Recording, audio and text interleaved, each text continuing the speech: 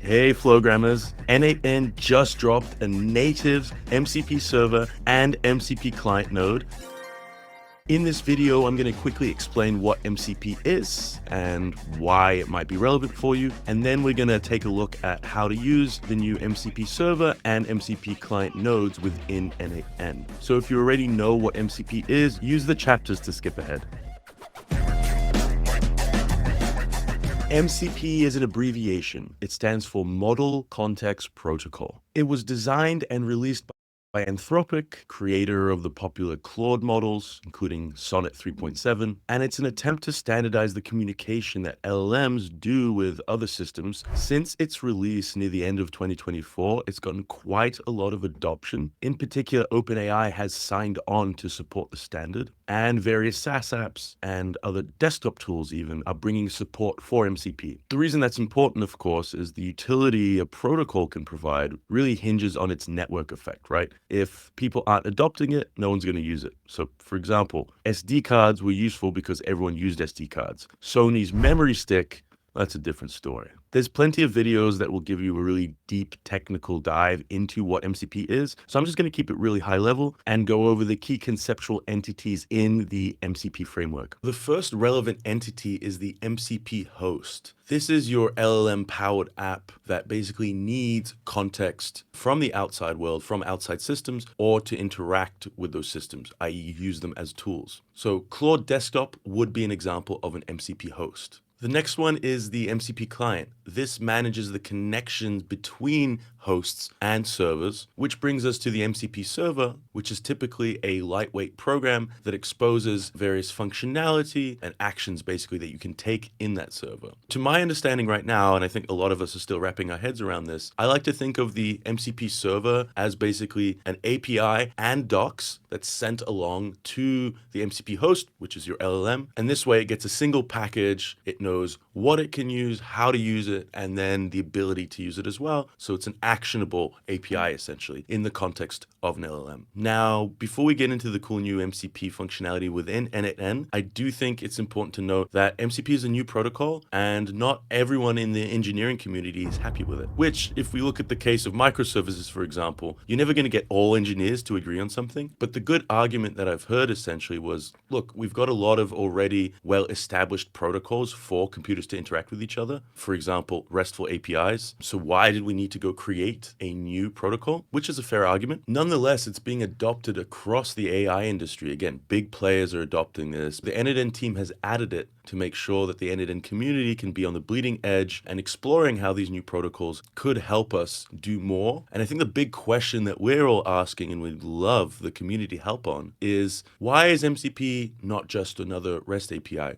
What can MCP allow you to do that we couldn't do before in the context of N8N workflows? And I think that's a perfect segue to jump into the N8N canvas and check out the new MCP server and MCP client nodes within N8N. I'm going to first show you how to use MCP server because it allows your Claude desktop or any other MCP host to access the hundreds of different tools and custom workflows that you can build inside of N8N. I think it's going to be super, super powerful. So from a blank workflow, let's add our first step. Since the MCP server is something that our MCP host is going to consume, in N8N, it's going to be a trigger. So let's search for MCP. And then we see the MCP server trigger in here. Let's click to add that to the canvas. It doesn't have any parameters right now. This isn't beta. We're going to add some of the other things that MCP supports, but the N8N team wanted to get this out, get your feedback on this so we can iterate on it faster for you. So if you do have any feedback, make sure to go to community.n8n.io and drop a comment there. So we've added the MCP server. What we need to now do is give it some tools that then our host can access. For this first example, let's just add a really basic one and add the calculator tool because LLMs are not that good at doing math. So we'd rather have them use a tool for that. So let's do that. And let's save this. Now, you're going to want to make sure that your workflow is activated, so activate that. Next, we need to go over to Claude or whatever your MCP host is. Again, I'm going to use the Claude desktop app here. If you don't have the Claude desktop app, the dependencies you're going to need to run what we're doing here today is to download the Claude desktop app, have an Anthropic account. You're also going to have Node installed because Claude desktop today doesn't support communicating with MCP clients through SSE, which is what the end-to-end team supports in the MCP trigger. There's a lot of technical reasons why the end-to-end team chose that, but you are going to have to use a gateway meanwhile that's going to basically do that SSE part and make sure that Claude can communicate with your MCP trigger. Once you open up Claude Desktop, make sure that you're in developer mode. To do that, from the top menu, there's going to be a help section and it's going to say enable developer mode. I already did that and I can't find a way to undo that, but make sure that you're in Claude developer mode and ask your favorite LLM if you don't know how to do that.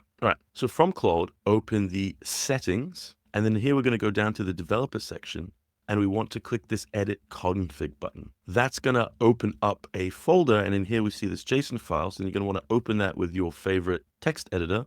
In this case, I'm using Sublime. Unless you've been tinkering with MCP before, this page is going to be blank and you're going to want to paste in this. A few things to call out. I am using Super Gateway here. This is going to allow Claude to communicate with our MCP trigger over SSE protocol because Claude doesn't natively support that right now. So that is a dependency. And one pro tip here, if this is failing, if you're getting errors when you're trying this, try to run this command manually in your terminal. So npx and then pass this arguments, Super Gateway, SSE, and then swap in your webhook URL. Because I was having some errors around this, it was failing in terminal, and I actually had some permission errors around Node itself. I fixed that, and then it was working. So if you're getting some errors around that, first try to run this command manually in your terminal. Okay, the structure here is we've got MCP servers. We can have many of these MCP servers, right? And in this case, we need to now paste in that webhook URL. Let's go back to my workflow. Let's open that up. Let's get the webhook URL, copy that production URL. Let's copy that, and let's paste that in here.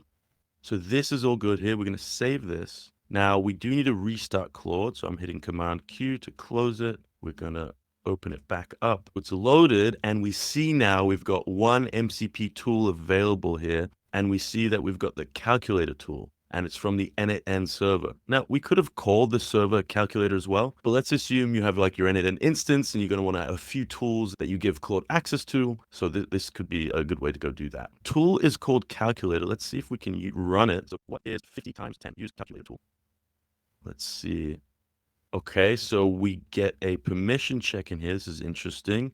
Nice. It's even showing you what arguments it would use. Okay, let's allow for this chat. Well, this is really cool how it's kind of the UX of how it's showing you how it's interacting with that. Okay, so this is what it responded with. It's 500. Let's go double check that. So in my workflow, I can go over to the executions. Great, this one just ran. Let's just open up the calculator and see. Yep, that's the 500 response. Query 50 times 10.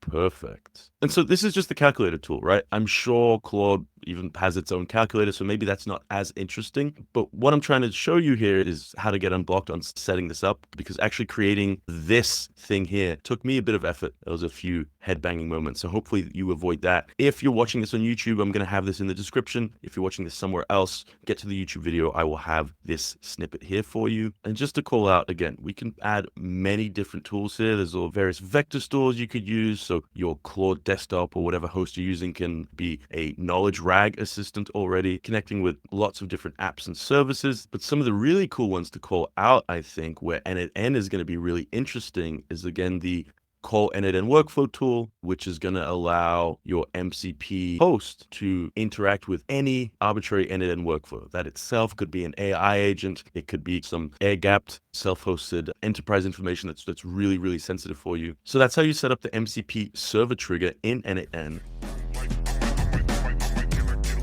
If I click the tool here from my AI agent, let's add that to the canvas, MCP, and we'll see the MCP client tool. So let's click to add that. Now we'll set it up in a second, but just to contextualize this, the AI agent in this case is a host, right? As the host, it's going to interact with the client. In the client, we're going to configure the connection basically to the MCP server. So then the AI agent's our host. It's using the client to interact with our MCP server. Now, since we just built an MCP server through this MCP trigger in another workflow, let's have our AI agent here interact with that calculator tool. I'll double click on it and we're going to add a credential to connect with. We'll create a new one.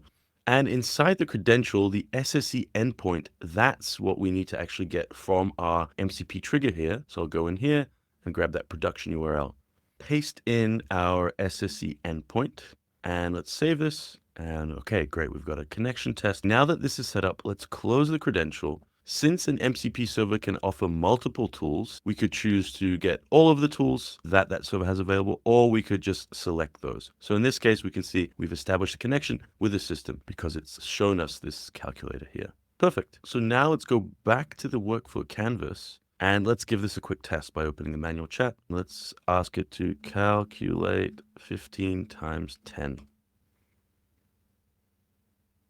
Okay, it's used the tool.